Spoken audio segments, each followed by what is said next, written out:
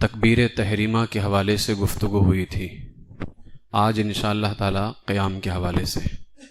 قیام کا مطلب ہونا ہے کھڑا ہونا. اس کو بہت سارے حضرات قیام بولتے ہیں. یہ قیام نہیں بلکہ قاف کے زیر کے ساتھ قیام ہے. یہ اسی لیے قیامت کہتے ہیں، اس لیے کہ اس دن سب کے سب کھڑے ہوں گے. ٹھیک ہے، تو یہ قیامت نہیں بلکہ قیام نہیں بلکہ قیام. قیام کیا ہے؟ قیام یہ ہے پورا قیام یہ ہے کہ سیدھا کھڑا ہو. اور کمی کی جانب قیام یہ ہے، اب کمی ادھر ہوگی، پیچھے کی طرف تو ہوگی نہیں.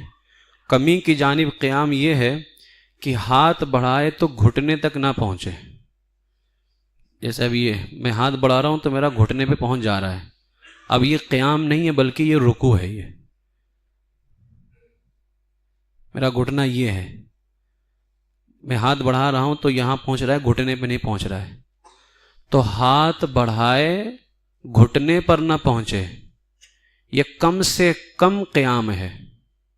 کم سے کم. اس سے زیادہ جھکا تو ہاتھ گھٹنے پہ پہنچ جائے گا اور وہ قیام نہیں ہوگا، رکوع ہوگا. تو کم سے کم قیام کیا ہے کہ ہاتھ بڑھائے تو گھٹنے پر نہ پہنچے. اور پورا قیام کیا ہے؟ سیدھا کھڑا ہو. قیام کا مطلب سمجھ میں آ گیا؟ اسی کو قیام بولتے ہیں. یہ 15واں پوائنٹ تھا قیام. یہ کیا ہے؟ فرض. تکبیر تحریمہ کے بعد میں دوسرا فرض کیا ہے؟ قیام. قیام کا کم سے کم درجہ کیا ہے؟ ہاتھ بڑھاؤ تو گھٹنے تک نہ پہنچے. اور پورا درجہ کیا ہے؟ سیدھا کھڑا ہو. 16 نمبر پوائنٹ یہ ہے، مرد ناف کے نیچے سیدھے ہاتھ کی ہتھیلی، یہ ہے ہتھیلی، سیدھے ہاتھ کی ہتھیلی، الٹے ہاتھ کی کلائی کے جوڑ، یہ ہے کلائی کا جوڑ. سیدھا ہاتھ یہ ہے ہتھیلی، یہ الٹے ہاتھ کی کلائی کے جوڑ پر، یہ ہو گیا. رکھ لیجیے آپ لوگ بھی، ساتھ میں کرتے رہیے. سمجھ میں آ گیا نا؟ یہ ہتھیلی کہاں رکھنی ہے؟ الٹے ہاتھ کی کلائی کے جوڑ پر. دائیں ہاتھ کی چھوٹی انگلی یہ اور انگوٹھا کلائی کے اگل بگل. تھوڑا اس کو پکڑو، یہ دیکھ رہے؟ دیکھا؟ یہ اس طرح سے آئے گا. یہ جو حصہ ہوتا ہے ذرا سا اندر گہرا حصہ، یہ بالکل ہڈی پہ. ٹھیک ہے؟ یہ چھوٹی انگلی ادھر، انگوٹھا دکھا؟ تو چھوٹی انگلی اور انگوٹھا کلائی کے اگل بگل ہو گیا. بچی 3 انگلیاں الٹے ہاتھ کی پشت پر، یہ پیٹھ اس طرح سے باندھنی. کہاں دکھ رہا ہے؟ اس طرح سے. یہ کیا ہے؟ سنت ہے. نوٹ: عورتیں بائیں ہاتھ کی ہتھیلی، یہ ہے بایاں ہاتھ، اس کی ہتھیلی سینے پر چھاتی کے نیچے رکھ کر اس کی پشت پر دائیں ہاتھ کی ہتھیلی رکھی. ٹھیک. پوائنٹ نمبر 17، قیام میں دونوں پنجوں کے درمیان 4 انگلی کا فاصلہ ہونا، اسی کو انگل کہتے ہیں. کتنا؟ اس طرح سے. بہت سارے دیکھیں آپ جو ہے کچھ بہت زیادہ اس مسئلے کو میں نے کئی مرتبہ بتایا لیکن پھر بھی لوگ غلطی کرتے ہیں، جبکہ یہ مستحب ہے. اگر کسی نے زیادہ پھیلایا، اتنا بھی نہیں کہ جیسے وہ پھیلاتا ہے، تو اگر لیکن 4 انگلی رکھا تو ثواب ملے گا مستحب کا. اور اسی میں ادب بھی زیادہ ہے. آپ کسی کے پاس میں جاتے ہو تو پھیلا کے کھڑے ہوتے ہو یا سکڑ کے کھڑے ہوتے ہو؟ بارگاہ رب سے زیادہ کس کی بارگاہ عزیز ہے؟ اس کی بارگاہ میں آپ کھڑے ہیں. تو دونوں پاؤں کے درمیان میں کتنی انگلی کا فاصلہ ہو؟ اب 4 انگلی کا فاصلہ رکھیں گے تو دیکھ رہی ہے. اب آپ کو یہاں تو دکھے گا نہیں، ٹھیک ہے؟ تو 4 انگلی کا فاصلہ رکھیے گا، آگے پیچھے دونوں برابر. ٹھیک ہے؟ یہ کیا ہے؟ مستحب، سنت نہیں. کریں گے تو ثواب ہے، نہیں کریں گے تو گناہ بھی نہیں.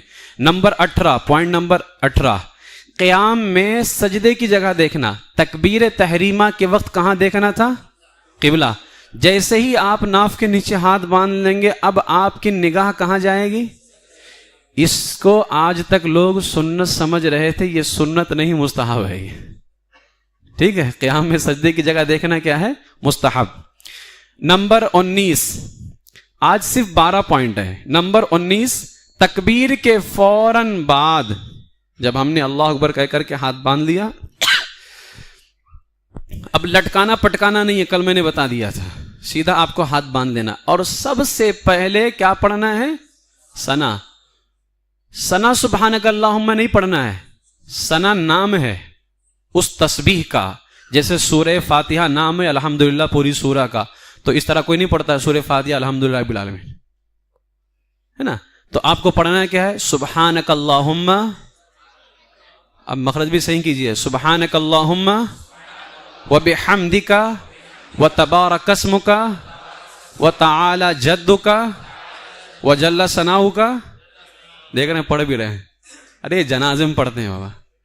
ولا الہ غیرک، جنازے والے میں وجل ثناؤک ہے، نماز میں وجل ثناؤک نہیں ہے. سبحانک اللہم وبحمدک وتبارک اسمک وتعالی جدک ولا الہ غیرک. ٹھیک ہے، یہ ثنا ہے. اس کے فوراً بعد لکھا ہوا ہے پھر تعوذ. کیا؟ تا عین واو ذال، تعوذ. یہ نام ہے اعوذ باللہ من الشیطان الرجیم کا. ایک اس کا نام اور بھی ہے استعاذہ. کیا؟ تو جب کوئی آپ سے تعوذ یا استعاذہ کہے تو سمجھ جانا یہ کس کا نام ہے؟ اعوذ باللہ من الشیطان الرجیم کا. ثنا کے فوراً بعد میں کیا پڑھنا؟ تعوذ، یعنی اعوذ باللہ من الشیطان الرجیم. اس کے فوراً بعد جو ہے تسمیہ. تسمیہ کس کا نام ہے؟ اس کا ایک نام اور ہے بسملہ. کیا؟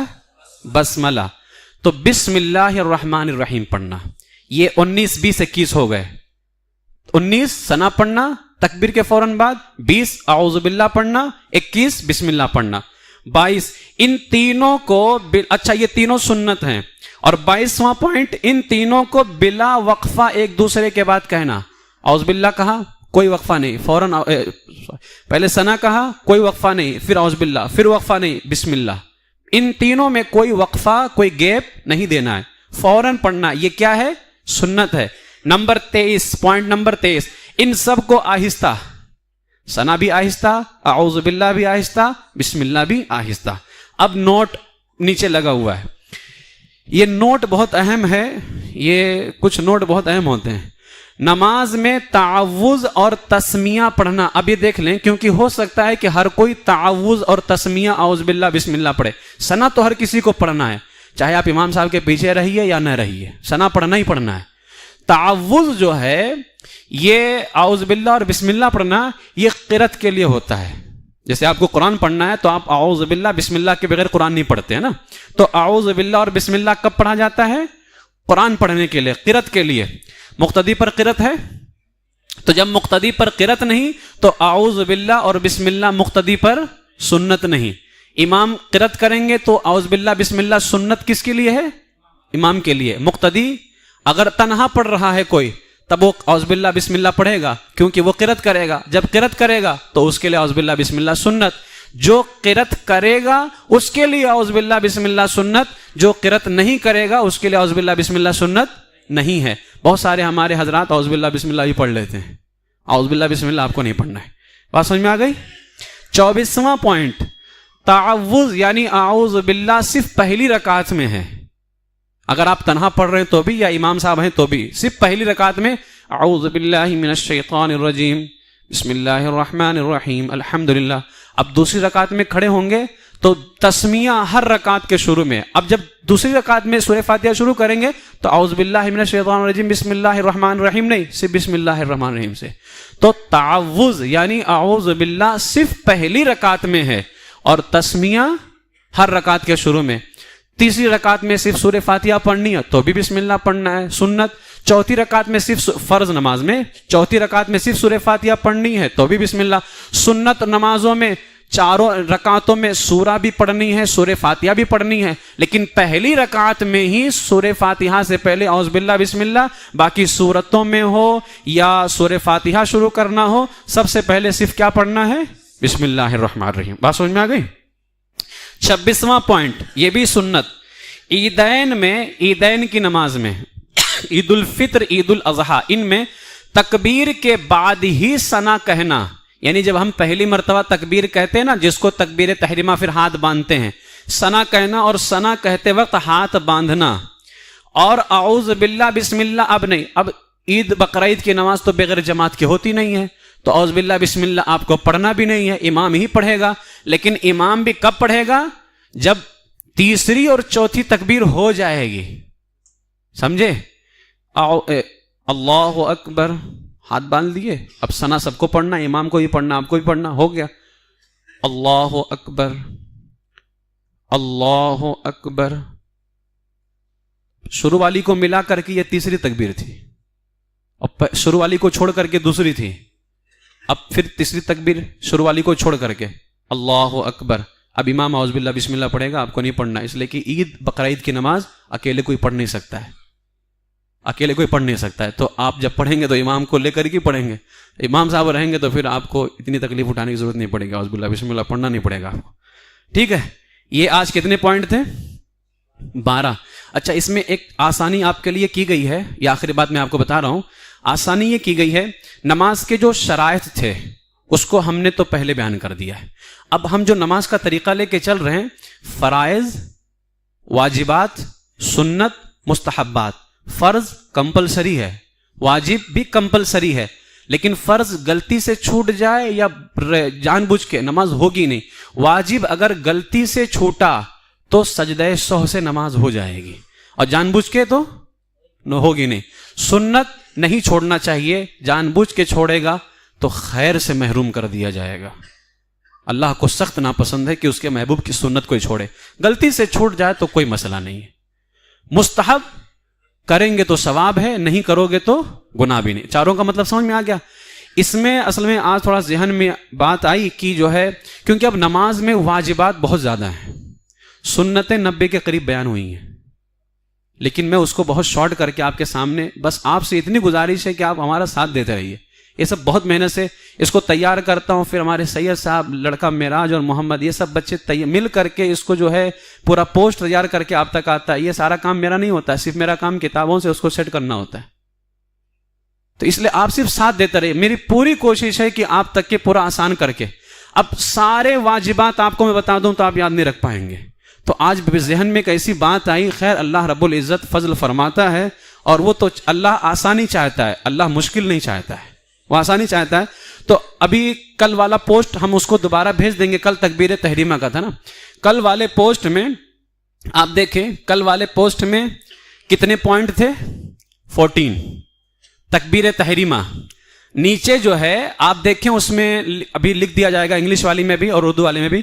नीचे हमने एक लाइन मार करके पहले लिखा है नमाज के फराइज, फिर लिखा है उसके बाद में नमाज के वाजिबात, फिर लिखा है नमाज की सुन्नतें, फिर नमाज के मुस्तहब्बात। हमारे जो ऊपर के पॉइंट्स चल रहे हैं वो तो एक साथ चलते रहेंगे, वो 100 से भी ज्यादा हैं, उस पर आपको ध्यान नहीं देना है। नीचे जिस पोस्ट में, जिस दिन सबक में कोई फर्ज रहेगा, नीचे लिखा रहेगा आज के सबक में एक फर्ज बयान हुआ है।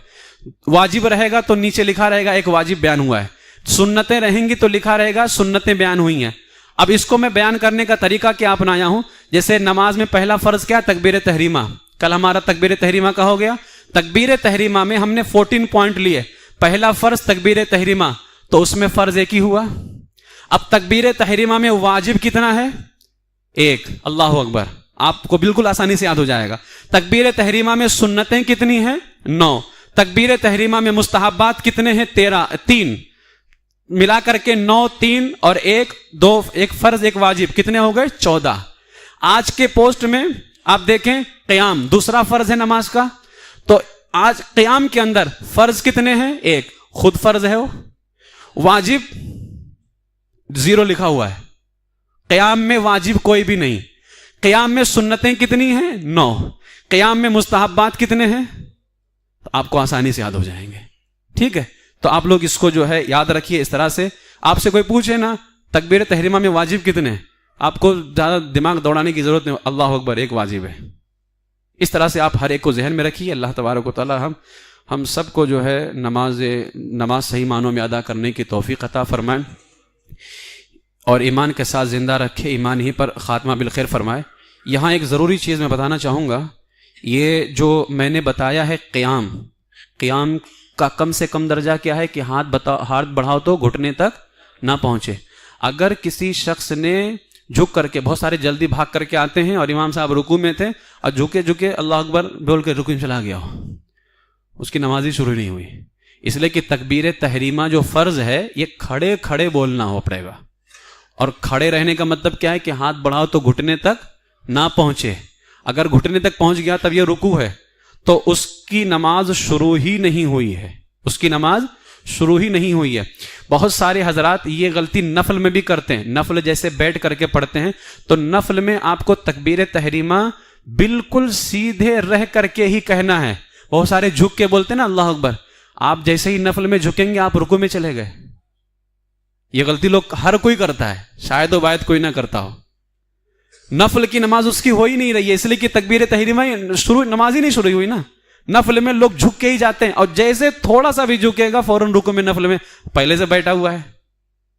اس لیے نفل میں جب ہم کو تکبیر, بھائی کھڑے ہونے کی حالت میں اگر تھوڑا جھک بھی گیا تو بھی رکوع میں نہیں پہنچے گا, لیکن نفل میں تھوڑا سا بھی اگر جھکا تو رکوع میں چلا جائے گا.